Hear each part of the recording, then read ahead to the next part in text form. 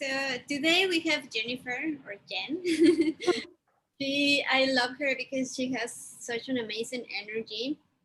She has been in the fitness industry for 20 years. She's a yoga teacher. She's also a wellness and holistic coach and a cancer survivor. So I'm so happy to have you here. Thank you so much for your time and thank you so much for being so kind to have this space with us. It's my pleasure. I really appreciate that you're giving me a voice. This is wonderful. So let's start with your journey. How do you start doing yoga? How was your fitness journey? Yes, well, you know what? It was quite early it was one of my first jobs in high school. I started working at, it was a little tiny club in the basement called Super Fitness. And because it was so small, you pretty much did everything. You did the reception, you gave the tour to the new members, showed them, the different equipments. And then at that point, I got certified as a personal trainer. And I did that up until I started my full-time job after graduating from university in human resources.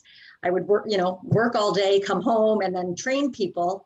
And after a few months of that, although I truly loved doing the personal training and motivating and helping people reach their goals, I was exhausted and not getting my workouts in. So I realized quite quickly that fitness instructing is a kind of a win-win. You get to motivate and do all the things I loved about personal training, but also work out at the same time. So I started that at Good Life Fitness and have been doing that. I'm in my 22nd year there at Good Life. And then it was about 15 years ago when I had my second son that I started seeing the benefits of doing yoga, mindfulness, and meditation. And that's when I started teaching a body flow, which is Tai Chi, yoga, and Pilates sort of combined. And most recently, in the last 5 years, got certified as a yoga trainer. That's amazing. How do you explain what's this about body flow and how can normal people can benefit from it? Because we usually go to the yoga class just to learn these cute poses, but it's more than that. It's more about mindfulness. It's more about meditation. So how do you explain that to the people who wants to understand and try it? You know what? That's a great question and point, because for when I started my career in fitness, I was the opposite. I thought you had to work hard, you had to sweat, you needed to have weights in your hand, and it took until having my second son, and he's coming up to 13. That I realized the importance of certainly stretching with yoga, which yoga incorporates. But as you mentioned, it's the mindfulness, it's slowing down, it's being present, it's feeling the connection between the poses and the energy from the earth and your mind and shutting off your mind. All of these extra components, the balance, the core work that I never knew about. So I try to relate to the members and share my story on, my, not ignorance, but I wish I was doing yoga when I was started, back when I was a teenager. At that time, though, it didn't feel right to me. Or if I took a yoga class, I would leave at the meditation, which, many of my participants have done in the past. So I think it's just sharing, not pushing. It's like telling someone to ride a bike or to go on a treadmill. You never want to force someone, but sharing my experience and the benefits, I think, is one way to get someone else hooked like I am. Yeah, and that's what we are doing right now. Exactly. And tell me about your journey when you learned that you had cancer. How does mindfulness and yoga help you cope with that? You know what? I truly do. I feel it helped immensely. Being fit prior to my 4 surgeries, I think helped me recover from them a lot quicker. But the mindfulness and meditation piece I did on a daily basis. And, my emotions and mood went up and down. I'm not going to lie or mislead people about that over the last 2 years.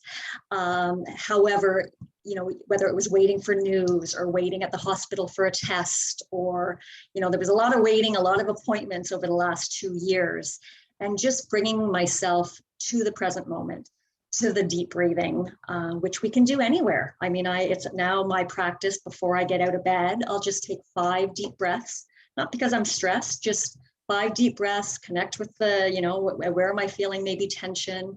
I think about what went well the other day. And then I get up, and it just starts the day off on a calm, positive note. But you can take that practice really anywhere. It can be, when you are working out, properly breathing, because so oftentimes we're working out and we're holding our breath, right? Well, yoga teaches us to use your full breath.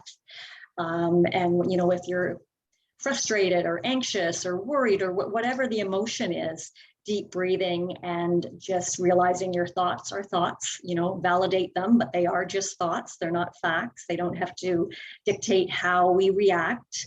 And it was truly my saving grace moving forward. And I love that you're an advocate for a healthy living, but what does a healthy living means? Because sometimes we say, okay, I would just go for a run and I drink water and that's my healthy living. But I think it's more than that. So how can Yes, I mean, there's so many terms that people consider being healthy, and you're right. Some people will eat whatever they want, but they'll work out and think that's okay. My sort of philosophy is a balanced lifestyle. I've never been on a diet and don't really believe in diets. If you need to reduce certain foods because of allergies or sensitivities, that's one thing. But the concern with diets, and I've got my mom who's gone on many diets over the years. If you're not going to continue your, living that way and reducing the food, the amount, the items that you choose, then you're going to go back, or likely go back. So to me, it's more about habits. So, you mentioned drinking water. I think that's very important. So before you grab a juice or pop or whatever your choice is, consider adding water, right? There's so many benefits. Just being active. And I love working out, but I know not everyone does. So, it might be walking, it might be taking the stairs rather than the elevator, parking a little further. Any way that you can get your body moving is a plus. Going to bed at a reasonable time. So I think many of us either don't have great sleeps or just go to bed way too late. So I think having a proper bedtime routine, slowing down, not eating 3 hours before you go to bed, not working out an hour before you go to bed at minimum, being off electronics, which I know is hard for the good majority of us, but also going to bed relatively the same time and getting up, just having that system in place is really important. Again, for me, mindfulness, whether that's sitting down and doing a formal meditation or just, eating a meal and not having the TV on or the electronics in front of you, just being mindful and aware of your senses. Could be going for a walk and not listening to music, looking around and seeing the colors and hearing the nature and so forth. So those are habits that I think are really important, and eating a well-balanced nutrition meal, I think, is very key. How would you explain how to maintain a habit? Because usually we say, okay, I'm going to start going for a walk every day, but in 2 weeks they get tired, or you get tired, and then, oh, I don't want to go, it's raining or something. What will your tip, or what would you advise to continue doing that?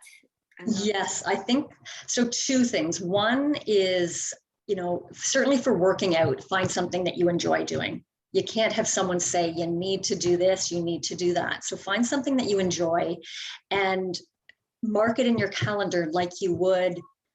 Not that we mark our breakfast, lunch, and dinner in a calendar, but we do that automatically. So until it becomes a habit, find a time in your day that you can commit to. Put it in your calendar. So if you're, on your phone or on your computer, it pops up, and do it. Don't put it off. Force yourself to do it if it's going to be hard. And then over time, you will find that it's second nature. At first, you might, it might not feel natural. You might not even enjoy it, but it will become a habit.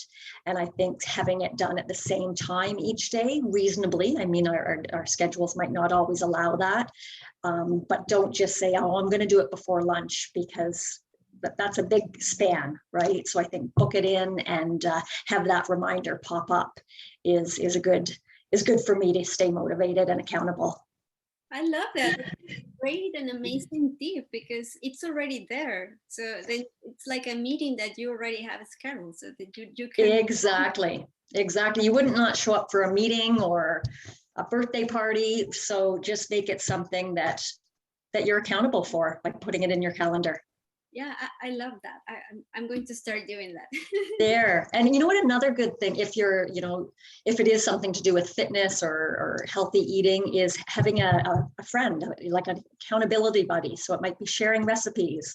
One day someone, shares, the next day the other person, or phoning each other at noon saying, oh, what was your workout today?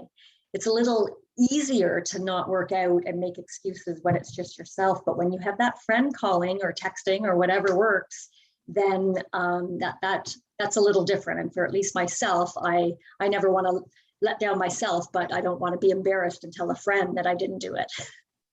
That's lovely. And also you have that social component, because Exactly. Some people need that, and it does. I for myself, everything's better when I've got a friend with me. So if that helps, then great. And also, you don't know, maybe that friend could be your best friend in the future, because you have Yes. steroid. You've got the same goal, and yeah, absolutely. That's amazing. One thing that I want to ask you is, you're a wellness analystic coach, but what does that mean? What a wellness analystic coach do, and what your clients expect from you? Yes. So I sort of took my background of human resources, corporate training, fitness instructing, and personal training with my career coaching skills. So coupled them all together. And it was during the pandemic last year. So I had just finished my chemo and radiation. I was looking forward to getting back into teaching classes. And the pandemic hit, and my two streams of income, career coaching and instructing, came to a close. So I, needed to sort of reinvent myself, because I had no idea it would have lasted as long as it has. But in Ontario, the gyms just opened up this past Friday. So for the first time during my diagnosis, I was able to reflect, could I have done something differently to have avoided the diagnosis, because it's not in my family history. Being someone that does eat clean and work out, it was a little bit of a shock. So with having more time, and I started networking and researching and talking to people in holistic nutrition and functional training and so forth. And I learned that read about many studies, health studies, that linked chemicals and toxins found in many household products to various health ailments. Cancer was one of them, mental health, lung disease, asthma, ADHD. There was, again, many different studies, and it just hit me pretty close to the heart, because I have used beauty products that were natural and essential oils for years, because that went on my skin and I could see the connection. I didn't think that laundry detergent or burning a candle or all of these other things that we could be using daily, brushing my teeth with toothpaste, and how that could affect my health. And the studies show that it takes 26 seconds for whatever's in the air. So again, pollutants, pesticides, fertilizers outside, environmental, pollutants as well, but also inside the house, whatever cleaning products or air fresheners or any products that are in the air can land on your skin and within 26 seconds get into your bloodstream. And that's the connection. So learning that, I wish that I was educated again when I was younger, so that I could have made better choices in the household products that I used over the last 45 years.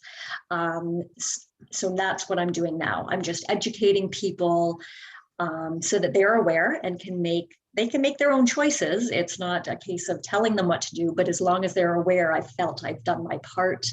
I do talk to individuals that maybe have skin rashes or different health ailments. It might be, osteoporosis, achy muscles, asthma, skin sensitivities and so forth. Could be individuals that are looking to lose weight, or people in the fitness industry that aren't getting, proper nutrition plan and so forth. So identifying individuals' concerns and then being able to provide them with solutions with healthy, safe products that are natural. That's amazing. I don't know. 26 seconds. It's nothing. It's scary. You know what? And I mean, my message is never it's my intent, I guess, is not to scare people. It is just education is power, right? And I think over the last 20 years, more and more we hear about reading the labels of our food products. We know processed food, sugars, dyes in food are not good for us. Now, there's people that are going to continue to buy that, and that's reality. However, I don't feel that we're educated on reading the labels of our household products because we're not consuming them. That was my analogy. I'm not, drinking it, or I'm not putting it on my skin. Now I'm much more aware. I read the ingredients.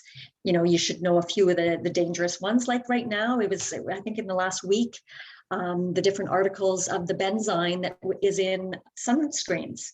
I mean, you're promoted to wear sunscreens that to protect you from skin cancer, and yet benzene is a carcinogenic that could cause cancer.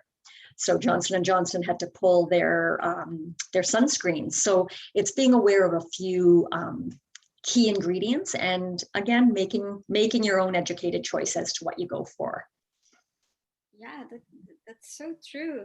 And I want to ask you, you have a website or a place where you You know what? I'm working on my personal website. I don't have one right now. I am on LinkedIn, and I'm under, I think it's Jennifer, Jennifer Smrz. My last name is S as in Sam, M as in Mary, Robert, Zebra. I'm also on Facebook as well. So if we connect there, I have a Facebook group that educates a lot on these types of topics, as well as on Instagram. So I would love to connect with people that way. Email, I don't know how many people still use email, but my email address is Jenn with 2 N's, Smrz @gmail.com. That's great. When I post a video, I will put all your links. Oh, wonderful. Yeah, I would love to connect and just share with people and see what they're up to. And, it's not pushing anything on anyone. It's just educating and letting them know what I've learned. Yeah, and thank you so much for that, because I think the most kind thing that we can do is share what we know and share what we learn. And I feel so too. Yes.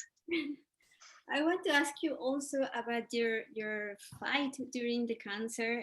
What was the big challenge that you have to overcome, and also what was your big takeaway? What did you learn that you can share with us? Oh, wow. So I would say the challenge was at the time. So again, I was diagnosed 2 years ago, May.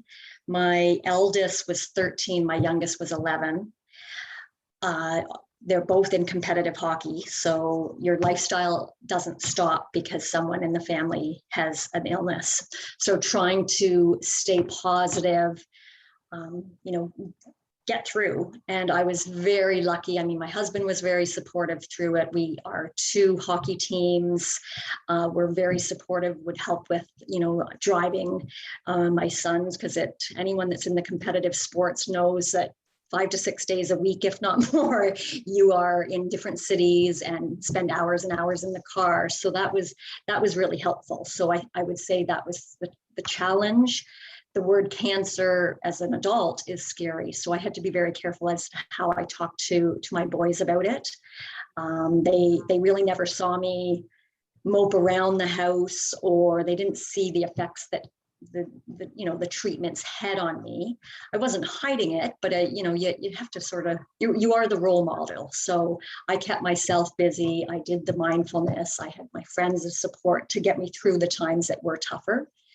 In terms of the lesson, for me, at different stages of my life, there's various things that are important. When you're younger, it's your friends, and then in university, it was travel, and then now it's family and my kids and so forth. And you might have those values at all stages of your life as well. One thing though, that I never put a lot of value or time or thought into was my health. Right, I was always healthy, and I worked out, and I ate well. So I think the big lesson is not taking anything for granted, realizing that, and it's not a case that you could get sick tomorrow or get a diagnosis. That's not what I mean. But I think every day, appreciate life, live it to the fullest, and put those habits in place to ensure that you're living your healthiest life, so that you have a long life with your friends and family. I just got it, and it's just being grateful with life, being grateful with your own body that it's getting recovered, being Yes. with your family. So I think that's just amazing, and I'm so Yes. glad that you could overcome all of this. Thank you. I too am. I'm glad to be at the other side. That's amazing. Right now, are you teaching yoga online, or what? You know what? I didn't. I probably should have when the pandemic started, but I really, again, naive is quite common word for me. I had no idea it would have gone this long. And for the first month or two, last March and April, I was letting my body recover and get the strength and so forth. And still in hopes that that we would have got back, and then needed a double mastectomy last July and a hysterectomy in November. So I'm still on the healing side of my journey. And when you talk about lessons, I've had to accept my new body, right? My body is not the same as it was pre-cancer, my strength, my energy, and so forth. So it's right now I'm not doing anything online other than educating, and I do have one more surgery ahead, so I hope after I recover from that I will get back into doing what I love. That's amazing. I hope you can do it also soon. Thank you. Especially in person, because that connection in person, it's better than online. It's It is, I agree. And Yes. one more thing, with all this pandemic, I think most people are being more aware about what are they eating, what are they doing. I think this pandemic helps everybody to shift and to say, okay, we're going to have inside our house, but it's also to reflect what we are doing as a society, Yes. and also as a personal, and what are you doing to take care of yourself. So I think we can mix this with what you are doing, because it's, yeah, we need to educate ourselves, but how can we start? Because there's so much information in the internet. It's so much information that you can Google. So how do Yes. we know if we are reading something, it's true or not true? Because also there are a lot of fake news. So Yes. how I mean, and listen, I'm guilty of that myself. I think always, whenever you read anything, try to validate the source. So certainly if you're looking up anything on the line, just where is it coming from? Is it accredited source? Certainly if anyone tells you something and it doesn't seem right, well, maybe ask where they got that information. You have to go on your own gut feel as well. I think start slow. You can't change everything all at once. That would be overwhelming. So it might be, just starting to look at your diet and maybe reducing the portion sizes, or, choosing healthier items. But again, you don't do it all at once. You can just make small changes. Then, it might be adding a little bit of exercise each day, or movement. It doesn't have to be termed exercise, but just a little bit more walking and getting the body moving. Then you might want to add a few minutes of deep breathing. So I think doing things slowly, building that the habits, right? So at first it's like change, but then when they become habits, it's easy to add something else. But if you try to change too many things at once, you might not you might not succeed. Yeah, and you will be bored. And also, you need to find what is best for yourself, and you have to learn to hear your own body, because sometimes Yes, what it's good for someone else, it's not the best for me, because we're right. not the same. So we need to take time to discover what are the best solutions for ourselves. Absolutely, I agree. I just love talking to you. There's so much that we can talk. It's just, I think we don't have more time. So I would Well, it's been a pleasure, and I really, really appreciate this opportunity. I would just ask you something that you can tell all the women that are outside, that they are every day doing their best to be healthy, doing their best to work out, doing their best to be themselves. What will your be? What will be your that big tip, or that big take? I Yes, I think in general, women are very hard on ourselves. We often compare ourselves to other, whether it's social media and what we should be looking like.